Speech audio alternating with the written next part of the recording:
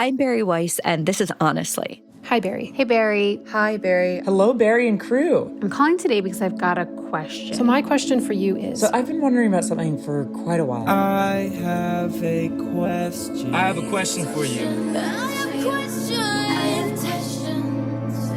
And today, another installment of Quick Question, this time with Kim Kardashian. Kim, thanks for doing this. Of course. Thank you for having me.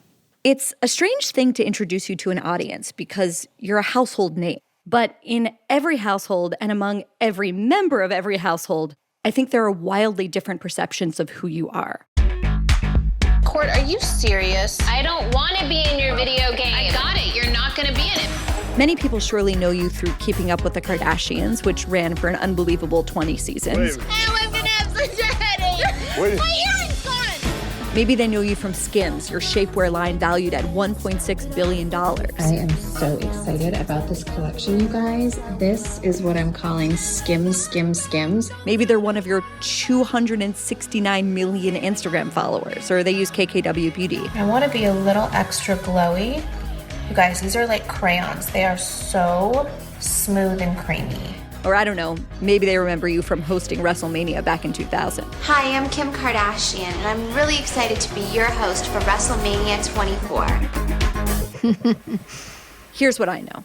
Somewhere along the way, you mastered media in a way that has transformed it forever. You created a thing that didn't have a name. It was like you were in digital and we were all still in analog. You became the template upon which this entire concept of the influencer has been built. You were the first one of us, in other words, living in the metaverse. Then, just when we think we have you pegged, you start studying law and taking meetings at the White House. Okay, we have a lot to cover, so let's just jump in. Okay. First things first, congratulations on passing the first part of the bar exam. Thank you. It really feels so good. Why are you doing this now? Why decide to study law when you are at the height of your business career and a mom of 4? I had always been really interested in specific cases. I always was that girl that was really interested in staying home and watching true crime shows, and I got into true crime podcasts. And then I saw a case that really resonated with me, and I really didn't understand why someone that had a low-level first-time drug offense had the same exact sentence as Charles Manson. I sent the case to my attorney, and once I saw that I was able to make a difference, there was no way that I could stop. And so I started to get invited to really serious clemency meeting in the Roosevelt Room, and there was all of these really high, profile people and high-powered people, and everyone seemed to kind of talk this other language that I didn't really speak. And I thought, okay, I am bringing my attorney everywhere with me to translate and for me to really digest what everyone's saying. And I just wanted to know more so that I can do more. And, I had this conversation with Van Jones. I did his show on CNN, and we connected talking about law school and a bunch of stuff. And he said, well, why don't you go? Like, this is the program in California. You'd need a firm to sponsor you. And so he said, my firm will sponsor you. And he said, why don't you just have a conversation with a friend of mine, a girl named Jessica Jackson, who's this kick-ass attorney, my age, did it all. And she was in college, had a baby, figured it out. And I looked at her and I was like, God, I could do this. And they were all so encouraging and so excited to be on this journey with me. And we just were like, let's do it. Let's go. And, I did it, and I didn't pass the bar. And for people that don't understand and think that this is an easy way out or the easy way to go to law school, I think it's really complicated. And I've heard that a lot. And I try to tune that stuff out.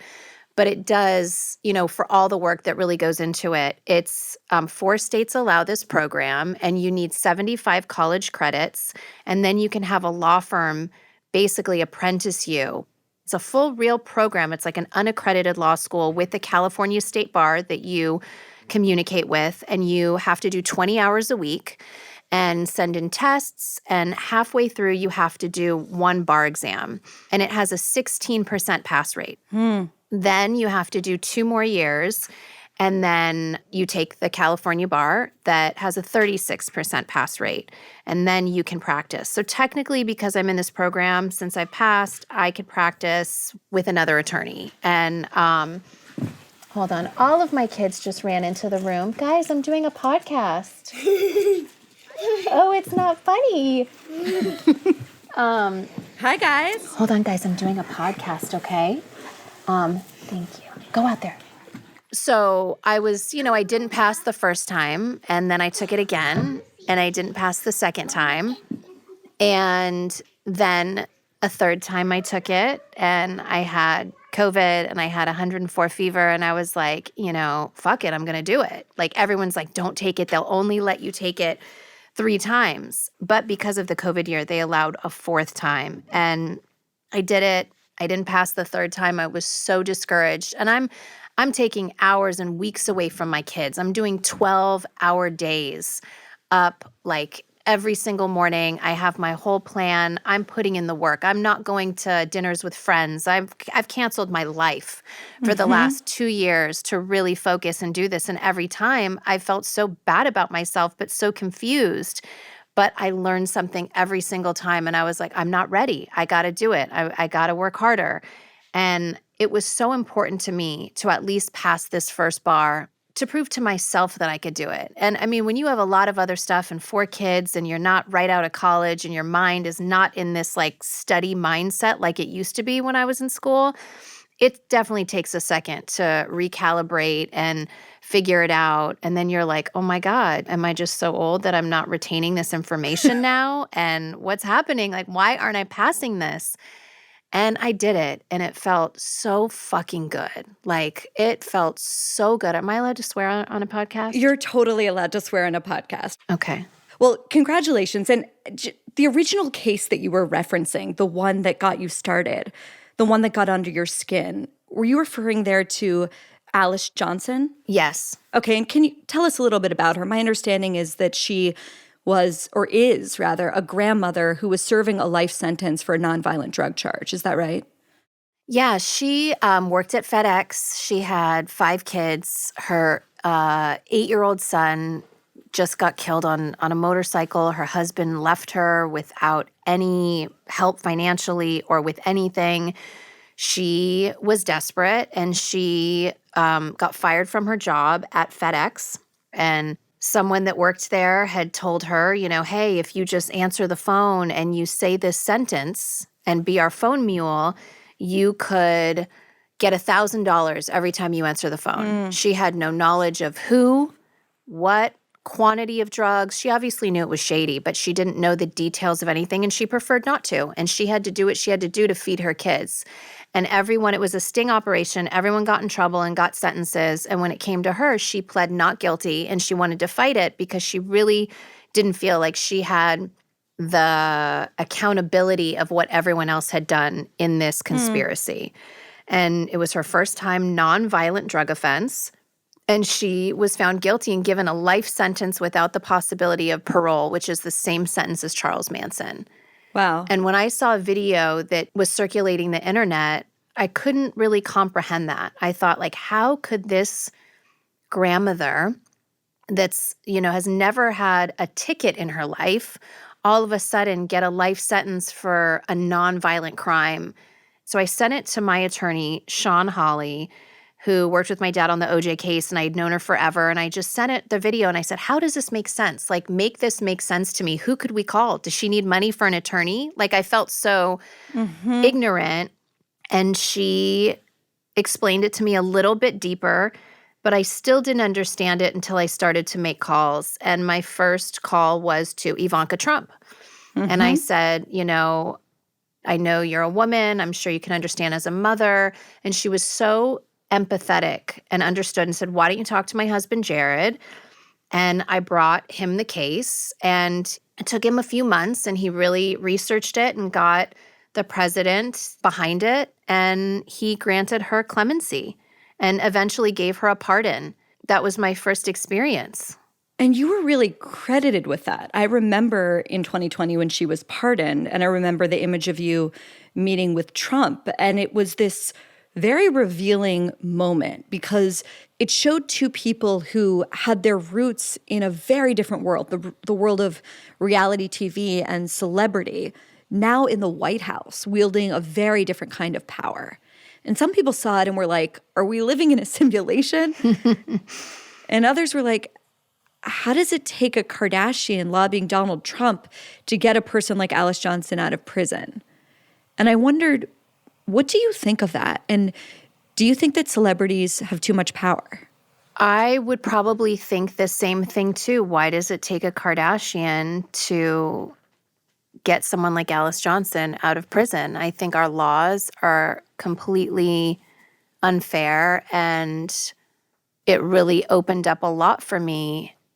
But on the other end, I would have done anything to fight for her, and I don't care if it took a Kardashian or who it took to fight for what's right, to get her and so many people out. And Alice was just the beginning of, I think, a movement within the Trump administration. You know, he passed the First Step Act, which was a bill that I think has gotten out close to 30,000 people now and has changed a lot of laws inside. So I know that the ultimate goal is to get bills passed and to change the law, but I really believe that Alice Johnson was such an important face to show the public that there are lots of people like Alice inside that don't deserve that. And it showed a face with just the statistics of someone that's in Alice's situation. And, you know, I think that people might assume if you're fighting for justice reform, you can be too lenient. And that's not the case at all. There's a lot of people that deserve to be inside and that need to,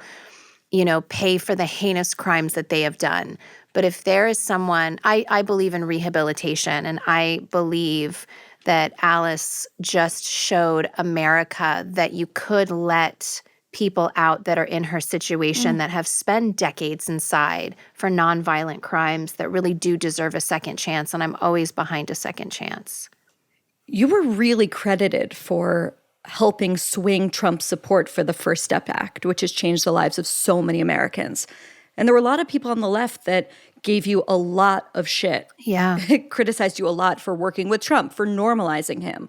What do you say to that? I really don't care about the criticism. I mean, my reputation over someone's life, like, destroy me then. I really don't care. Like, it was not even an option, and he did the right thing. So I'm just about doing the right thing, and I'm really not about politics at all. Like, it's really about the people inside. And if I can do anything, no matter if it's Obama, Biden, Trump, like, I'm really willing to work with anybody. And I think that I also give credit where credit's due. He did a lot for justice reform. And, you know, I kind of stay focused on what I need to get done. And I think I've been really vocal about not making it about politics for me. And it's not really about being liked.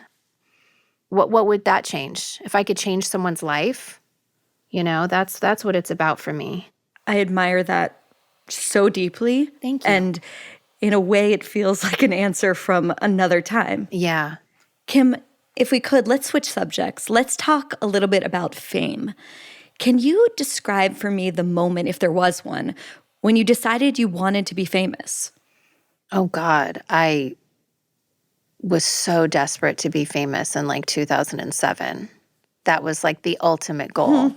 That was like, I had an apartment on Robertson. I mean, you couldn't get more desperate than that. I remember so vividly when The Real World came out, and I just saw it for the first time, and my eyes just got so wide. And I said to my best friend, who's, you know, we're still best friends today, I said, that is exactly what I want to do. Like, I have to be on The Real World. But that changed, you know? I think it was fun, and it's so fun to look back at that time in my life and to see where you're at. It's so funny because I love that time too. Like, that was so much fun, and it was so innocent. Yeah, place me in 2007 in your life on Robertson. Like, take me back there. 2007, we just started filming Keeping Up with the Kardashians. All right, we're ready. No. You're right here. The wind, you guys. Is this necessary? Go change. Awful. No, that is not cute. Yeah, more. I need someone to make me laugh. Where's Kim? Kim is always late.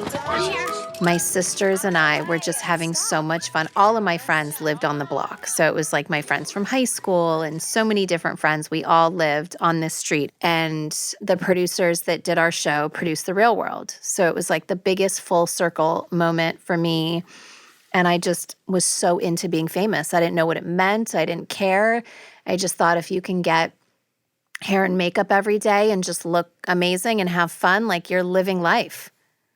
Like I didn't have a care in the world. Life was just fun. And traveling, like I always worked hard. So it's not like I was this like LA girl that just like had everything handed to me. Like I had my first job when I was in high school and I've worked ever since. And I was working like 2 jobs and I was a really hard worker and my dad instilled that in all of us. But it was just this excitement of, oh my God, we're getting to see the world. We're getting to travel with the fame. We can go here. We can get this deal and travel to Australia and we can go to Europe and all the places I had never been to. I was so grateful for every experience, but I just was so excited about fame. And I look back now and it's just like, it's so ridiculous. Well, looking back, what did you think you wanted from fame? Was it power? Was it freedom? Was it something else? I don't even know if I had a thought of what I thought fame was. I mean, probably the power. I think it just seemed glamorous and fun. Mm-hmm. I still have that really good outlook. I'm not one of those people that think, oh my God, with fame comes all of these hardships. Like, my life is so amazing and awesome. And I do get that a lot of it came from the spotlight. And I know that a lot of negative things come from the spotlight, but I don't choose to ever focus on them. So I don't ever regret my path or being famous or not. I'm not a complainer about it at all. Like, and I do think that challenges have come into my life because of the lack of privacy. But I still think that overall life is pretty blessed because of everything that, you know, we've worked hard for, but the things that have also come into our life because of fame, I'll never complain about it. In the middle of the 20th century, suddenly there was this totally new thing called an astronaut. And for the next 20 years, every kid in America, when you asked them what they wanted to be when they grew up, said an astronaut. And now we're in the 21st century, and we've got this totally new thing called an influencer. And in poll after poll, teenagers now say that the number one thing they want to be is an influencer. And so since you are our Neil Armstrong, explain to me as best you can, what is an influencer exactly, and why do you think so many kids want to be it? That's such a good question. What is an influencer? I mean, I think probably dictionary-wise would say that an influencer is someone that has the power to influence a group of people to, you know, show them what they think is cool and fun, and someone that shares their life with the world so openly. Like, it's very easy to define an astronaut and what an astronaut does. But it's surprisingly hard to define, like, what this new thing that teenagers now want to be is. This thing that you helped create. Mm-hmm. And I think, especially for people of an older generation, they're wondering, what does this new thing do? What are these kids wanting to be, actually? What does it look like? That I don't know, because I don't know if you know, what it looks like is really what it is. So I don't know.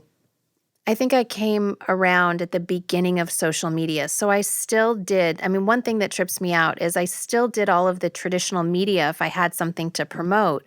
And I remember one time saying to Kendall and Kylie, I was like, oh, you know, something about Jay Leno. And they went, who? And I was like, what? That is so insane to me. You know, I love doing the talk shows and doing the night shows, and I love traditional media, and I love promoting on social media as well.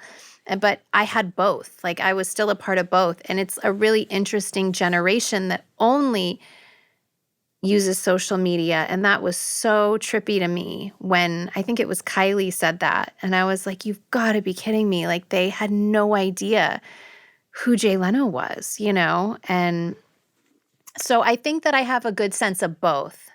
I think one of the things I find so interesting about you is that, you know, we're from the generation of move fast and break things, right? We're kind of like of the Zuckerberg generation. And in a way, you participated in the old media, but your success in the new media also made them irrelevant in a certain sense. You cut out the middleman. People don't need to go on Jay Leno or Jimmy Fallon or Letterman or Conan. They just go on TikTok now. And that's because of you. That's crazy to think about that. I find that when I started to really promote on social media, it was more of I really wanted these like free focus groups that I thought was out there to help me decide on fragrance choices for a new fragrance launch. Like I really used it kind of like that, like a focus group. And I found that I got such instant gratification from the responses that I got. It was like mind-blowing to me, just that I could ask people a question if I wasn't sure what color bottle I wanted or what color, what I should name something. I can just post it on Twitter and I would get a response instantly from thousands of people, millions of people. And it was kind of like a trial and error situation that really worked out and that was really fun to be a part of. And I think my brand has always been like so open and honest, and I've always wanted the feedback from other people. So it just kind of connected and clicked. Kim, you have 269 million followers, one of the biggest Instagram accounts in the world. And Bo Burnham once said in a song about his torturous relationship with his audience, a part of me loves you, part of me hates you, part of me needs you, part of me fears you. How do you feel about your audience? That's such a good quote, and that's probably exactly how everybody feels that's on social media. I mean, I think that it's not for everyone, and I respect that, and I respect the energy that it could bring, because you'll always have so many positive comments and then you'll see something negative, and that's what will ruin your day and stick with you. And it's definitely allowed me to grow a thick skin for sure, and just to move a little bit more confidently, knowing that, okay, I'm going to post this and this is what I believe in. And I'm not like a tweeter and deleter. And like, I kind of try to always stay, true to what I believe in and only post that. But I also think it's, for me personally, has given me a confidence to stand by what I'm posting and what I believe in and what I'm saying, and take accountability for those things. And I just try to look at the positive of everything. So I get how negative and how harsh it could be, but I also think when I post something, I love celebrating other people and sharing fun memories and fun outings. And, life isn't always like that. And I get that it can look like this fake world, but it can also just be like a photo album of sharing, your cutest and best memories. And I'm just all about memories and trying to be super positive. So I do understand how negative it can be. And I have kids and I've started a TikTok recently with my daughter, and, the decision of keeping comments on, taking comments off. And, she only looks at it when she's on my phone, but all of these are really big decisions, and I'll do anything to protect my kids. So I get it from all sides. And I don't think that there's going to ever be a right answer on what's a good thing to have out there, because it's exactly like that quote, Well, like everyone online, you've been dragged for different things. You've occasionally been accused of cultural appropriation for hairstyles or costumes that you've worn. I remember once an uproar because people felt that an Instagram filter you used was too dark. Now, obviously, a lot of that is absurd, and you've rightly ignored it. But on occasion, you've responded to these critics, sometimes even by making a big change. Like after a lot of criticism about the name of your shapewear company. It was originally called Kimono. You decided to change it. It's now Skims.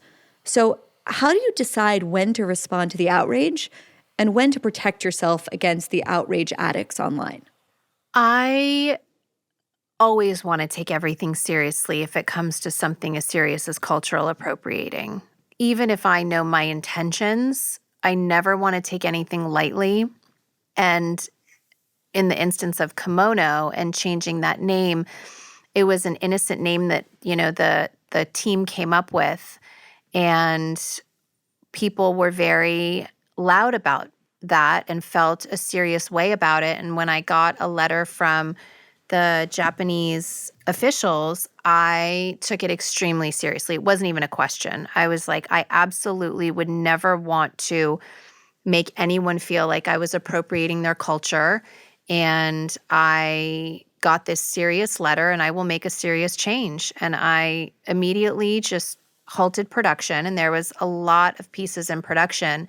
And I said, give me a week, and I had to think of a new name. And anyone that is starting a business knows how difficult it is to come up with a name and trademarking and everything. And I took it really seriously, and it just wasn't even an option. Sometimes there are things that I feel like one person on the internet can post and a few other people will post it, and it's can make some noise, but I know my intention. And if I worried about every last thing that someone said and I had to try to change it, then I would never be me.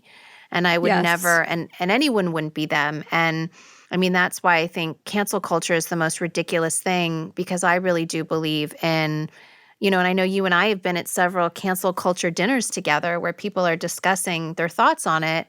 And I'm always about rehabilitation and freedom of speech, and for people to, if they say something that's really inappropriate, especially if they're a teenager and they've made changes, I don't feel like, I've never really been into cancel culture. How seriously do you take it?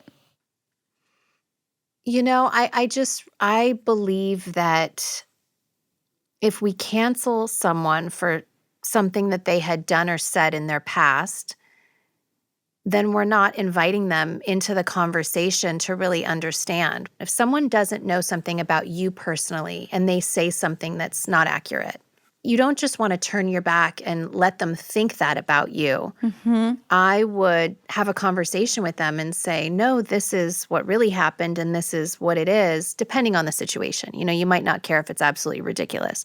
But I mean, it's a fine line, honestly, of like you were asking in the original question of when do you let something go? Yes. And when do you, have your thick skin and not care what people say about you, which is the more that I don't care about fame, the less I care to correct people.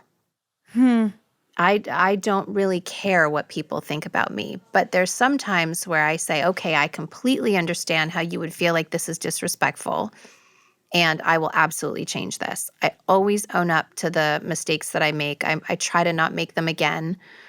And that's just how I live my life. But I think to not have these conversations with people, how are they ever going to change if there's something that isn't right that's being said? If you just shut them out, it'll make them more angry. One of the things that I really resonate with, or that I think about a lot and try and guard against, is on the one hand, if you want to be yourself online, it means sometimes being unpopular and being distorted and being taken out of context.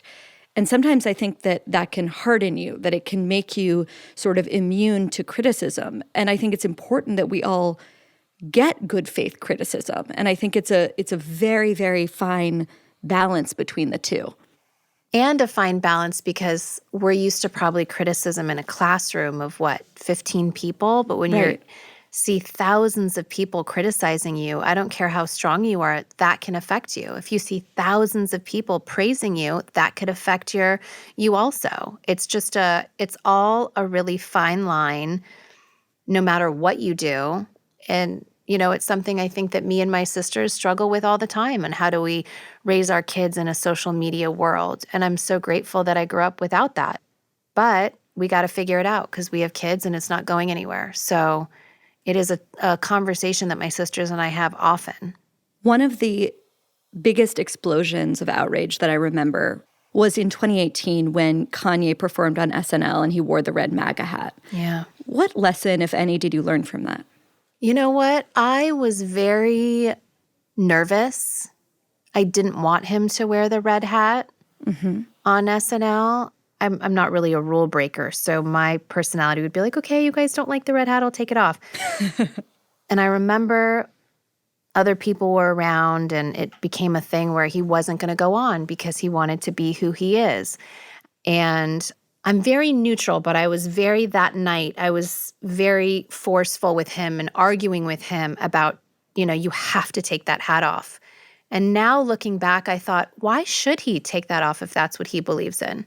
Why can't he wear that on TV? Half of the country voted for him. So clearly other people like him also. I learned a lot from that situation. And no matter what, it taught me to be a little bit more empathetic for people that just want to do what they want to do and like freedom of speech. And if you want to wear the hat, wear the hat. Like I respect the fact that he knew exactly what he believed in and always stood by that.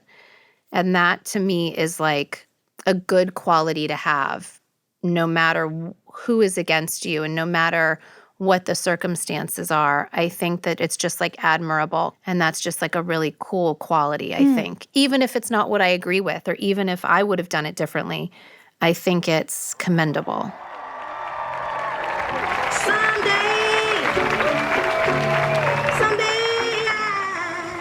After a short break, we'll be back with more Kim Kardashian. Someday,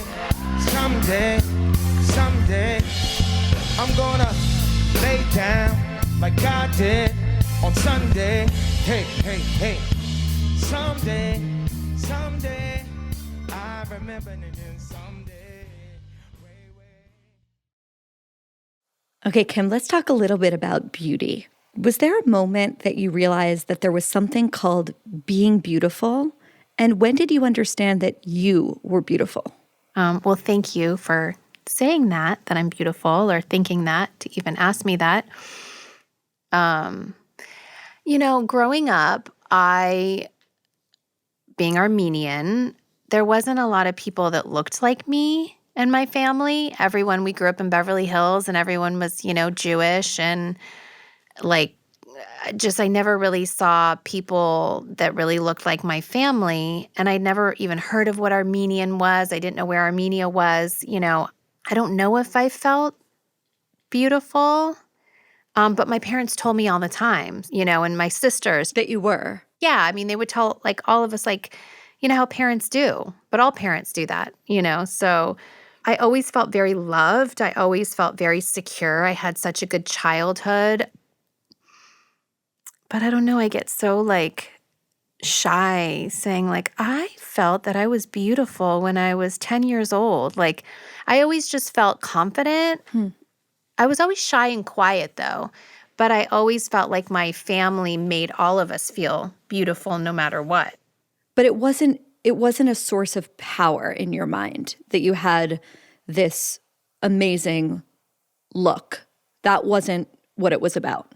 No, and I feel like my family was the power.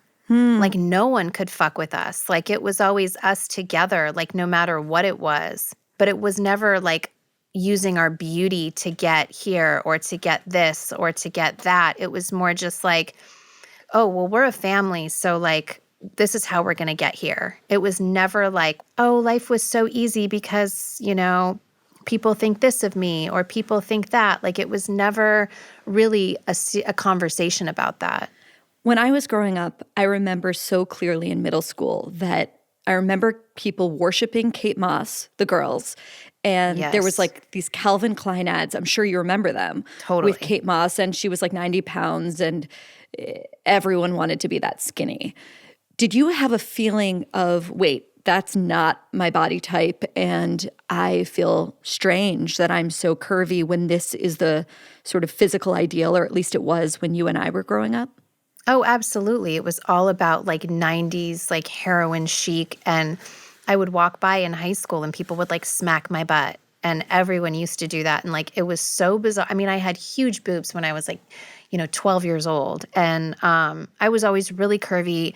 Nobody looked like me until the end of high school. And then it was Jennifer Lopez and Salma Hayek. And I was like, that's it. I see it. I see it. And it was like, I finally felt like, okay.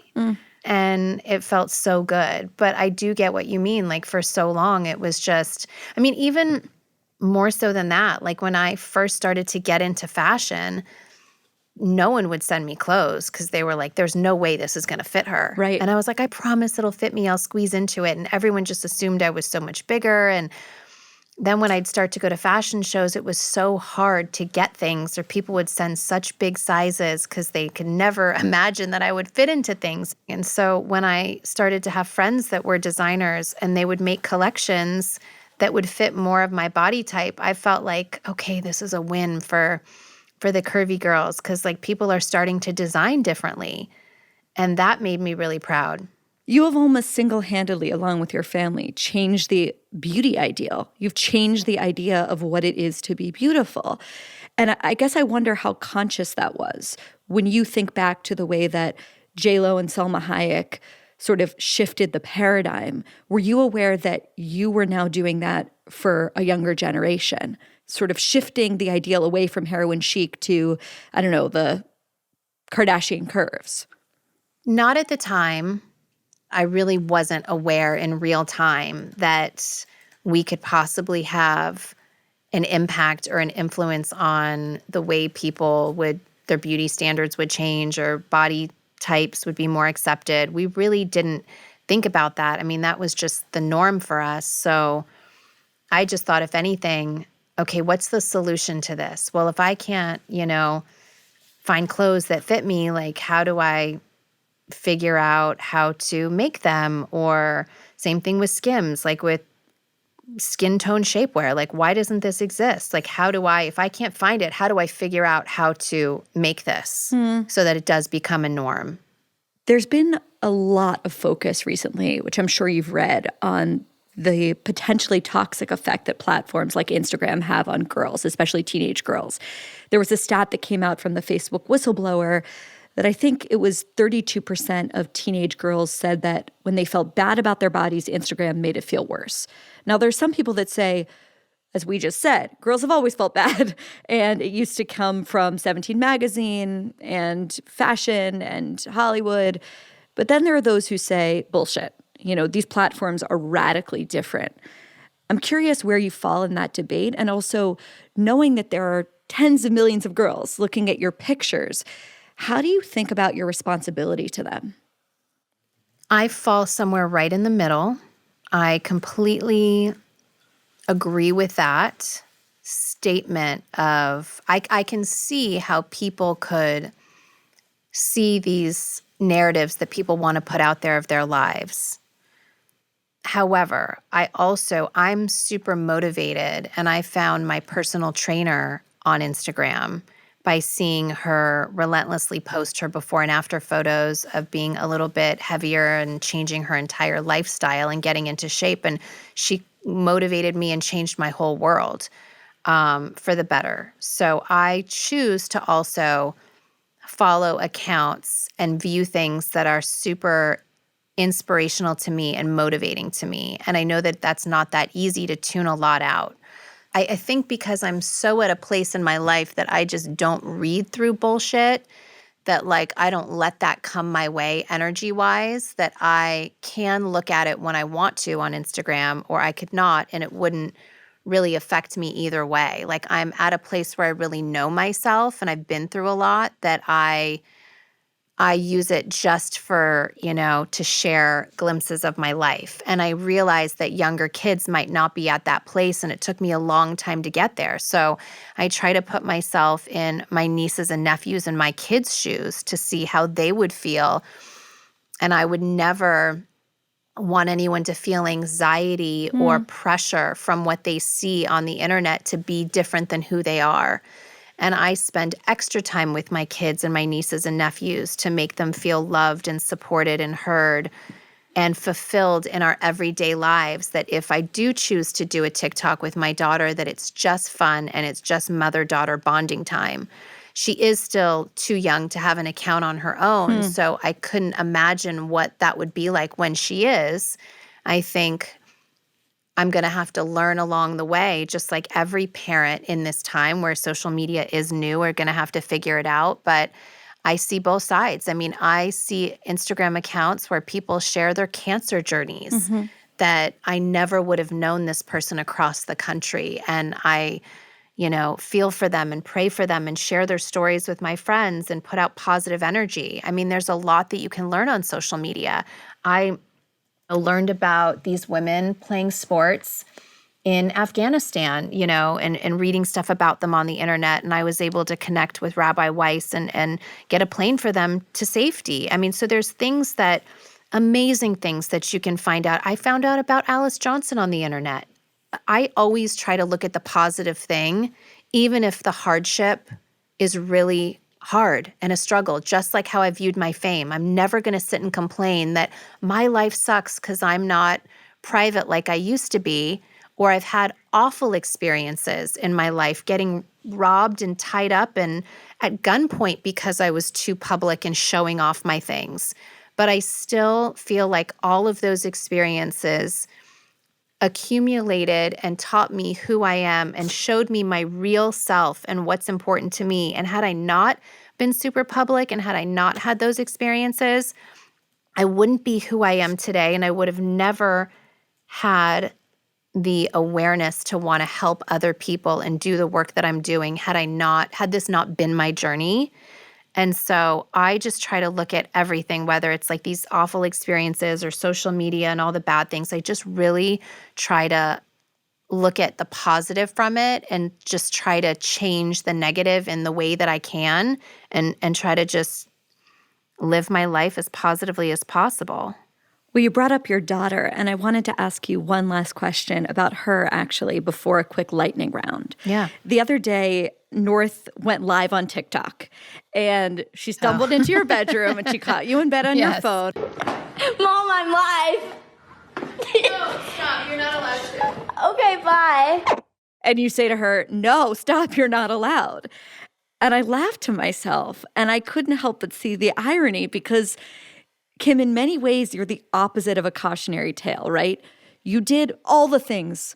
You say you follow the rules, but come on, you broke so many of the rules. You didn't always do what was allowed, and you won. Like, you won so big. I guess I have always thought of myself as just like I'm scared to break the rules, but I still do. Like I guess you're right. Like I do break the rules. I didn't really think about it that way. I'm cautious. You know what it is? I care so much about what other people think that I try to do it in a respectful way, even if I break them. Right. I think that's a really great way to put it. So it's like, you might not have started a Silicon Valley company in a garage, but you definitely broke the mold. And watching her go live and you say, stop, it's not allowed, I guess I asked myself, isn't it inevitable that she's going to do with the newest media what you once did? Absolutely. I mean, Northwest is Kanye West's daughter. Forget she's his twin. So she'll definitely do all of the above. But in my household, there are rules. And she did feel really bad about that. And she apologized to me. And she said, I saw on TikTok that I got in trouble. And I'm really sorry. And she got it. And then my nephew, Mason, wrote me the cutest message. And he was notorious for doing that. He used to go on these Instagram lives and spill the family tea of who's together, who's not together, what's going on. And we used to oh my God, he would get in such trouble. And he wrote me the cutest text message yesterday. And he said, I don't want to disrespect North, but I don't think she should do lives unless someone is with her because people are going to screen record her and she might tell information about the family that isn't correct and stuff like that.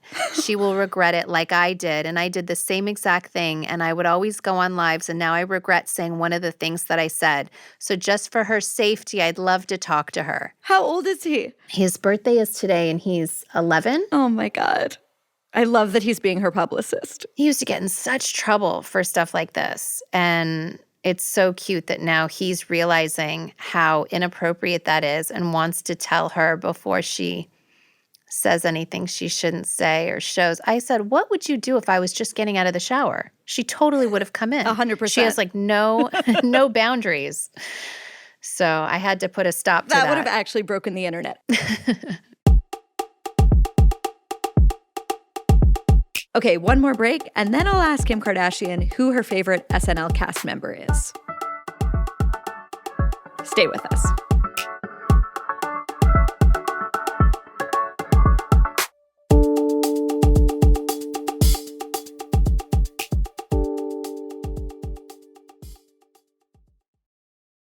Kim, lightning round. Real quick questions and quick answers. Okay. Do you ever go out in disguise? Yes. Like mask, sunglasses, baseball hat, nothing like crazy. The strangest thing someone's asked you to sell or promote?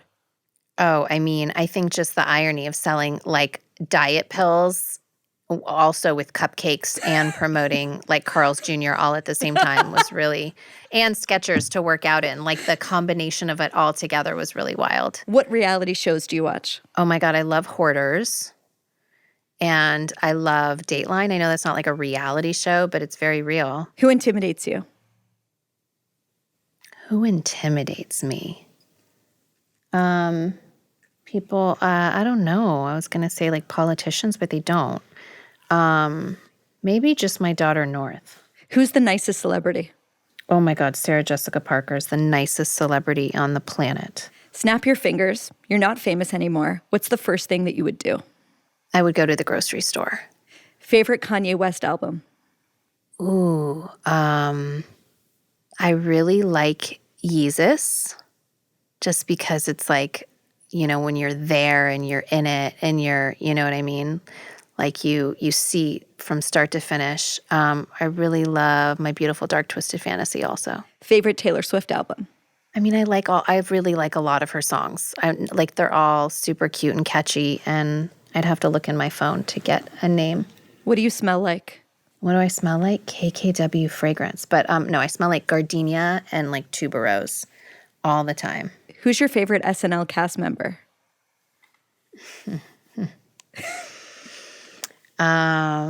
What a setup. What a setup, Barry. You know who it is. Do you believe in God? Of course I believe in God. Boobs or butts? I mean, butts. Best piece of parenting advice? It's just like, be easy on yourself. It's hard. Are you a feminist? I don't really like titles, but I believe in fighting for women 100%, but I just also believe in fighting for what's right. Speaking of titles, are you a Democrat? I don't really like titles. I like some of I don't think either one is, I believe in the rights that the Democrats want, but I believe in the taxes that the Republicans want, and I'm a mix of both. Will you ever run for public office? As of right now, no. It's nothing that I would think of or want to get into. I understand the responsibility, and it's an extremely hard job, and I don't know if I'd ever want that. If you do, can I apply to be your campaign manager? Absolutely. I would love that. Last question, Kim. What advice would you give your 18-year-old self? Don't change anything, because it all made you who you are today, even if it doesn't seem like it and it seemed dark or scary. And maybe spend a little bit more time with your dad, because you only have a few more years left with him. Kim Kardashian, thank you so much. You are so welcome, Barry Weiss.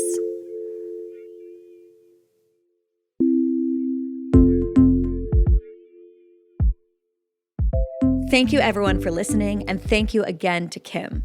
If you're new here, well, this is a show where you can find me and my co-host, Kim Kardashian, talking about body image in the social media age every single day. Just kidding. This is honestly. We believe that the most interesting conversations in American life these days happen behind closed doors. We want to pry them open by having them out loud and in public without fear.